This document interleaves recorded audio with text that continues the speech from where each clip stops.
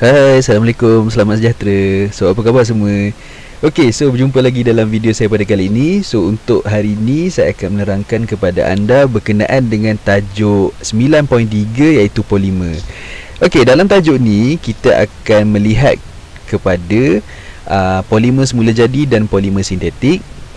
Dan dalam tajuk ni juga saya mengharapkan agar semua boleh menerangkan proses pempolimeran penambahan. Kita akan tengok ciri dan proses pembukanan getah serta menjana idea tentang teknologi terkini yang berasaskan getah. Okey, jom kita tengok. Pertama sekali bila sebut tentang polimer, apa itu polimer? Okey, polimer ni sebenarnya adalah molekul besar berbentuk rantai yang terdiri daripada gabungan unit molekul-molekul kecil yang kita panggil dia sebagai monomer. Tak apa, jangan risau, jangan pening-pening. Saya akan tunjukkan kepada anda. Okey, ini dia. Okey, ini adalah andaian ataupun bukan andaian. Ini adalah analogi saya nak menunjukkan ini monomer, kita panggil monomer. Dan ini adalah polimer, satu rantaian yang panjang yang dibina daripada monomer. Okey, terdapat dua jenis polimer. Satu nama dia polimer semula jadi, iaitu wujud secara semula jadi, contohnya kanji, protein dan getah asli. Ada juga polimer yang kita panggil polimer sintetik, iaitu polimer buatan manusia yang menggunakan bahan-bahan kimia, contohnya polietena, polisterena, perspek dan juga getah sintetik. Okey, polimer semula jadi contoh tadi kanji, protein dan getah asli iaitu latex. Monomer dia adalah glukosa, itu kanji, polimer dia, monomer dia glukosa. Kegunaan dia memberikan tenaga. Protein, monomer dia asal daripada asid amino. Asid amino campur asid amino jadilah protein.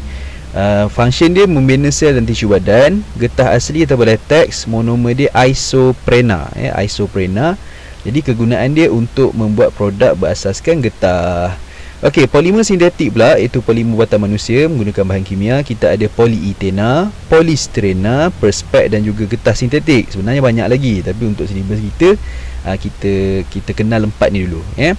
So, monomer untuk polietena adalah etena untuk membuat botol plastik, beg plastik dan juga baldi. Kalau polisterena, dia punya monomer dia styrena. Perasan tak ada perkataan poli je tambah kat depan dia. Styrena, polimer dia polisterena. Untuk membuat bekas bungkusan peralatan elektrik, bekas polistirin makanan dan sebagainya. Okey, perspek, monomer dia adalah metil metakrilat untuk membuat cermin pesawat dan tingkap kenderaan. Dan getah sintetik dibuat daripada neoprena, monomer dia. So, monomer dia neoprena untuk membuat sarung tangan, tayar kereta dan tapak kasut. So, very simple kan? Okey, so apakah pempolimeran dan penyahpolimeran? Okey, pempolimeran adalah proses pencantuman monomer melalui pembentukan ikatan kimia untuk menghasilkan polimer bermolekul besar berbentuk rantai. Apa benda semua ni? Pencantuman monomer. Pempolimeran ni maksudnya proses nak menghasilkan polimer. Itu saja sebenarnya. Penyahpolimeran adalah proses apabila molekul polimer berbentuk rantai dipisahkan. Dipisahkan kepada monomer-monomernya melalui tindak balas kimia. Okey, tengok contoh ni. Daripada monomer nak pergi ke polimer. So, nama proses dia pempolimeran. Daripada polimer nak pergi ke monomer, iaitu nak menghasilkan monomer, nama dia penyahpolimeran. So, dia terbalik je. Simple je, mudah. Okey, pempolimeran penambahan pula adalah proses pempolimeran monomer sama jenis yang melibatkan pemecahan ikatan ganda dua menjadi ikatan tunggal, iaitu proses kita tambahkan molekul sama ataupun molekul lain,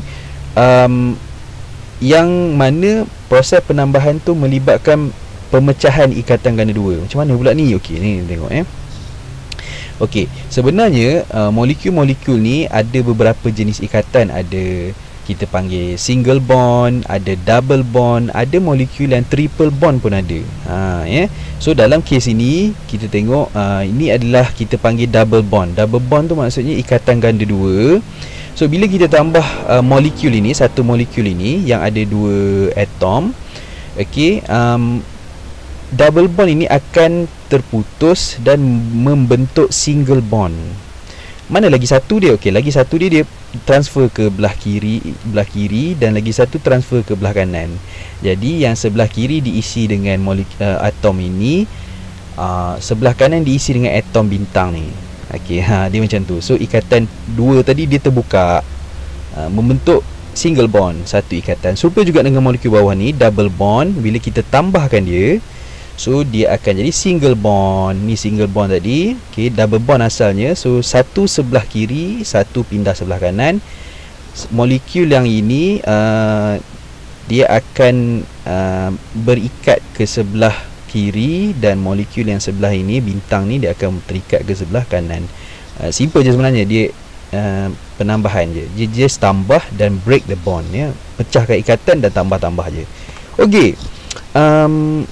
Getah asli atau latex adalah getah yang diproses daripada susu getah. Okey, pokok getah tu.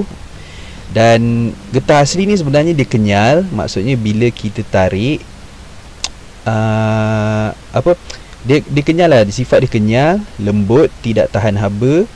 Dia penebat elektrik yang baik dan tidak terlap udara. Maksudnya udara tak boleh nak masuk. Itu getah asli, Okey, getah asli atau latex dia akan bergumpal apabila bercampur dengan asid. This is very important. Selalu juga ditanya dalam exam. Kalau getah ataupun getah asli atau latex bila campur dengan asid, dia akan bergumpal. Dan getah asli atau latex ni dia akan kekal cair apabila bercampur dengan alkali. So bila kamu tambah any alkali, so dia akan kekal cair. Okey, contoh kenapa boleh jadi macam tu. Okey, cerita dia macam ni. Sebenarnya dalam getah asli ataupun latex itu, dia ada molekul-molekul getah. Molekul getah ni, ni molekul getah. Okey, molekul getah ni sebenarnya dalam dia tu ada membran protein, ni membran protein, dan juga ada rantai polimer getah yang serabut ni. Okey, rantai polimer getah.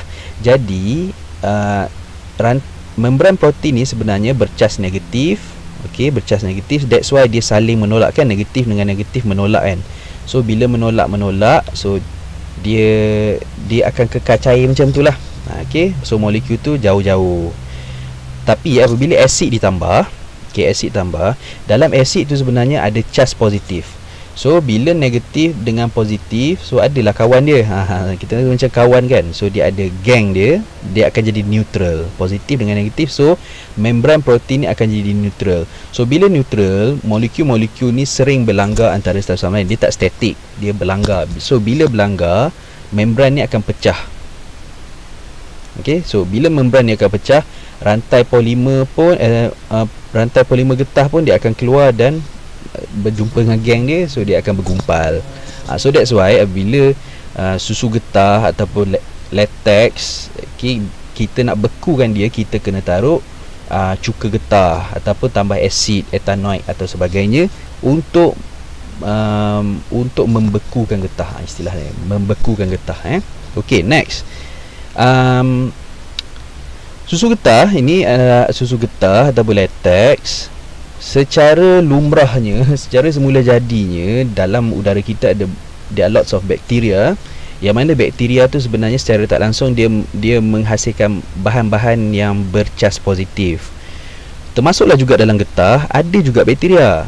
Dalam mangkuk susu getah tu ada bakteria. So bakteria tu menghasilkan cas positif, yang mana kita tahu cas positif tu kalau tak dihalang dia akan menyebabkan membran protein ni akan menjadi neutral dan akan membekukan getah tu, akan menyebabkan getah bergumpal. So that's why kalau kita biarkan susu getah walaupun tak taruh asid, dia akan still bergumpal sebab dalam tu ada bakteria. Tapi untuk mengelakkan dia daripada bergumpal, kita tambahkan alkali. Contoh alkali amonia. So kita tambahkan amonia. Kenapa tambah amonia boleh tak bergumpal? Okey, sebab amonia dalam dia ada ion-ion negatif. So bila banyak ion-ion negatif yang mengelilingi membran protein ni tadi, so dia akan menyebabkan molekul-molekul getah ni akan tertolak lebih jauh antara satu sama lain, dan kemungkinan berlanggar tu tak banyak. Okey, so kadar pelanggaran tu dapat direndahkan. So getah akan still cair dan tak bergumpal. Simple je dia punya konsep dia. Okey, so ada lagi satu konsep di mana getah asli ni kita tambah dengan sulfur dia akan menghasilkan satu getah lain, kita nama getah tervulkan. Getah tervulkan adalah satu proses di mana getah asli kita campur dengan sulfur dan dia akan membentuk rangkai silang sulfur. Ini kita panggil rangkai silang sulfur. Getah ni dia lembut dan tak tahan haba sebab rantai getah ni dia saling menggelonsor antara satu sama lain. So bila kita taruh sulfur, dia seolah-olah mengikat kedudukan tersebut dan dia tak menggelonsor. Bila tak menggelonsor, dia tak mudah cair dan dia lebih keras sikit, dia tahan. Jadi proses R ini adalah proses pemvulkanan getah. So apa special sangat getah tervulkan ni? Okay, the special about getah tervulkan, pertama dia ni lebih keras dan lebih kenyal. Dia merupakan penebat elektrik yang baik, tidak mudah teroksida, maksudnya dia tak mudah jadi rapuh, dia tak mudah, istilah tak mudah buruk lah, macam tu ya. Dan tidak bertindak balas dengan asid dan alkali dengan mudah, dan dia adalah tahan haba. So macam tayar kenderaan dan sebagainya, itu semua getah tervulkan lah, getah yang telah diproses. Okay, dia lebih tahan. Oh, dah habis. Okay, so kita ulang kaji balik tajuk apa yang kita belajar tadi. Polimer adalah molekul besar berbentuk rantai yang terdiri daripada gabungan unit molekul kecil yang kita panggil monomer. Terdapat dua jenis polimer, iaitu polimer semula jadi dan polimer sintetik. Pempolimeran adalah proses penghasilan polimer daripada monomer-monomer. Penyah polimeran adalah proses penghasilan monomer daripada molekul polimer. Getah asli atau lateks akan bergumpal apabila ditambah asid. Getah asli dan lateks akan kekal cair apabila ditambah dengan alkali. Getah tervulkan adalah getah yang ditambah dengan sulfur yang menyebabkan getah tersebut menjadi lebih keras dan lebih kenyal. Okey lah guys, so setakat sini saja video saya berkenaan 9.3 polimer. So kalau masih tak faham ataupun masih pening-pening, boleh ulang tonton video ni sampai 1000 kali pun tak apa, tak ada masalah. Janji ada internet je.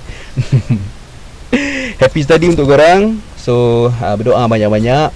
Semoga dilapangkan dada untuk menerima ilmu. Okey, so setakat ni saja video saya untuk kali ni.